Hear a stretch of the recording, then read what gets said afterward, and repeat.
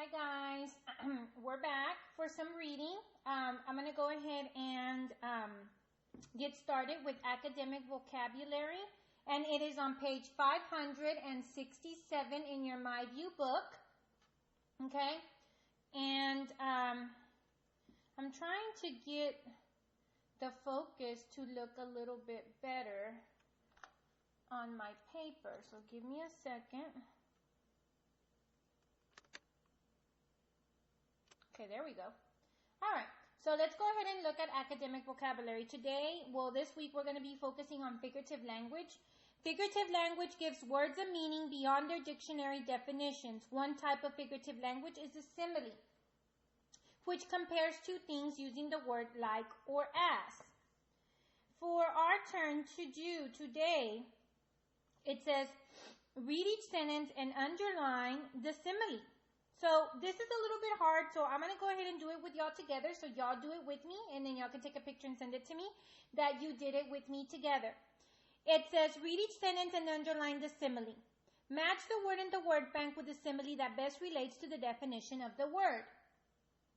Choose two similes, each simile and its related academic vocabulary word in a sentence. So let's look at the word bank. The first word is analysis, threat, damage, and anticipate. So number one says, the pencil snapped in half like a twig. So right there, they're comparing that the pencil snapped like a twig. So we're going to go ahead and underline pencil snapped. How did it snap? Like a twig. So what does that mean, boys and girls? It means that the pencil is damaged. So that would be the simile. So I'm going to write the word damage.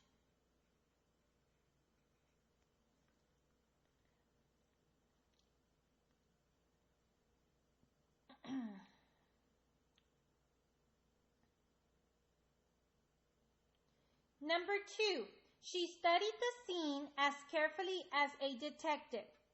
Okay, so what did she do? She studied. What did she study? She studied it as carefully as a detective. So if she studied it as carefully as a detective, then she was analyzing. So our simile would be analysis.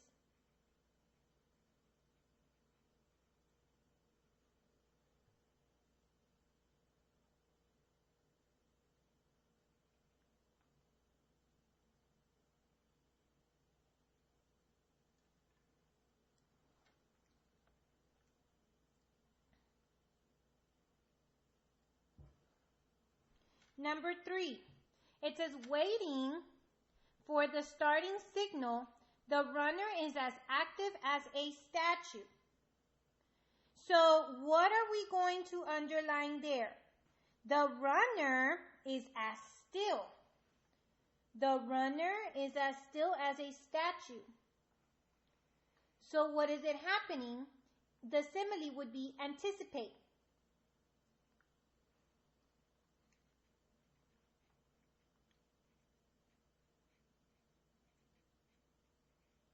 Okay?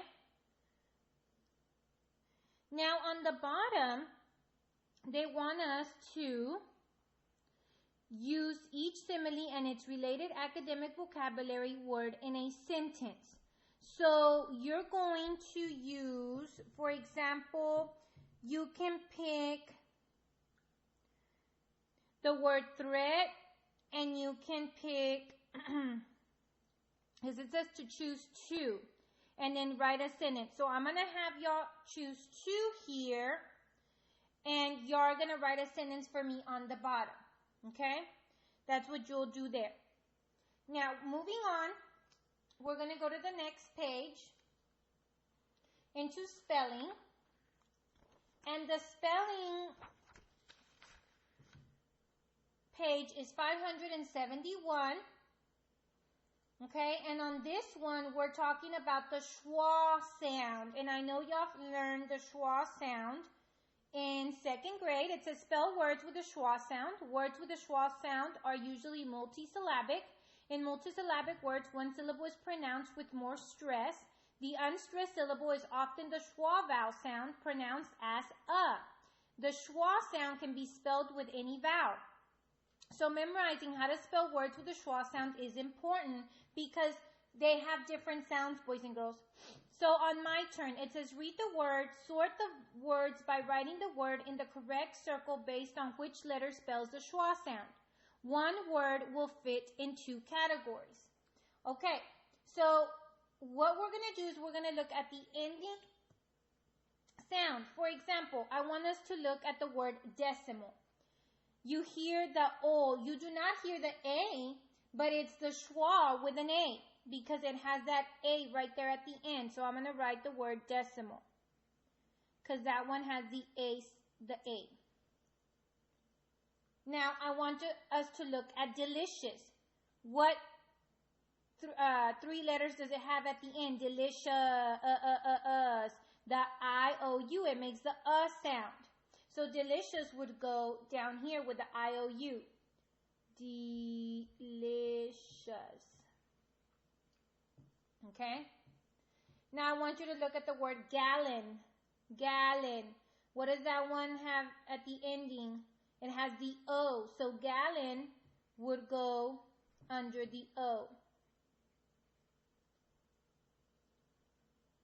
Okay? Now let's look at item. Item. What does it have? What letter is that? It has the E sound. So, the letter E. So it would go under the schwa with the E. Item. You hear that there. But it's spelled with an E. And then we have the word notify is the last one. And notify goes with the I because it has the I right there. So we would write it with the schwa with the I. Okay, so you're going to go and fill in the rest. On the high frequency words, you're going to write each word 3 times on the bottom. Okay?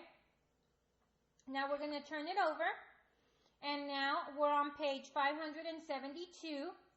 On this one, boys and girls, it says pronoun antecedent agreement. It says a pronoun is a word that takes the place of a noun or group of nouns. The antecedent is the noun or nouns to which the pronoun refers. The pronoun used most have the same qualities as the antecedent, such as singular or plural, male or female, or first, second, or third. So point of view first, that means you're talking I, me, mine, my. Plural would be we, us, ours, or our. Second person would be you, your, and yours. Plural would be you, your, and yours. In third person would be he, him, his, she, her, hers, it, and its. And the last one is they, them, theirs, and their. For example, sentences. The boy runs to the mailbox. He checks for the mail. Who's the boy? He. He is the boy. So that's how you would write it. Now look at the second one. It says, my brother and I went to the store. Okay, so who would be my brother and I? It would be we. Okay? We bought some fruit. You're not going to say my brother and I again. Now you're going to put a pronoun antecedent agreement after you already used my brother and I. So let's look at this. And again, we're going to probably do this together because it's a little hard.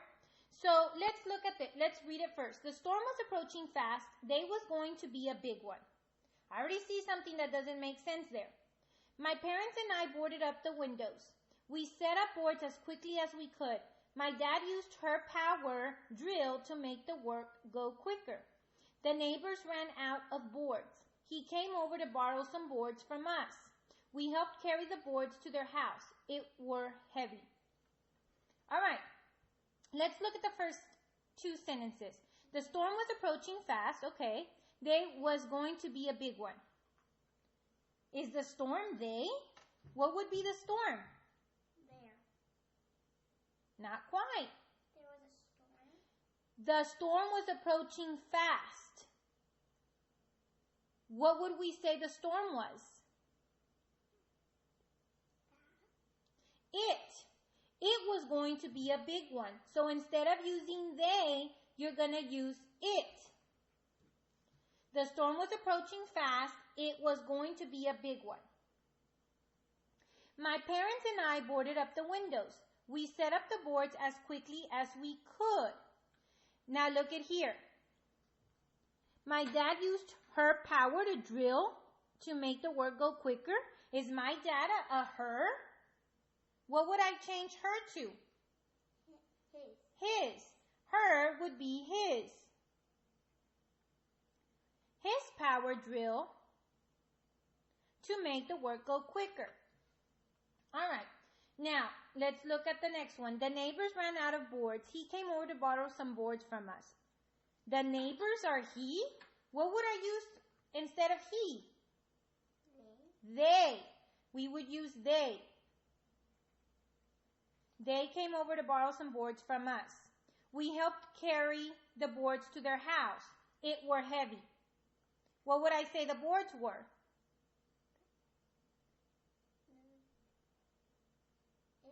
They. Instead of it, we're going to say they were heavy. Now let's read it again and let's make sure that it's correct. The storm was approaching fast. It was going to be a big one. My parents and I boarded up the windows. We set up boards as quickly as we could. My dad used his power drill to make the work go quicker. The neighbors ran out of boards. They came over to borrow some boards from us. We helped carry the boards to their house. They were heavy. Now that sounds much better. Okay, boys and girls, make sure that you're doing this with me and you make all your corrections. And that is it for today. Have a good day.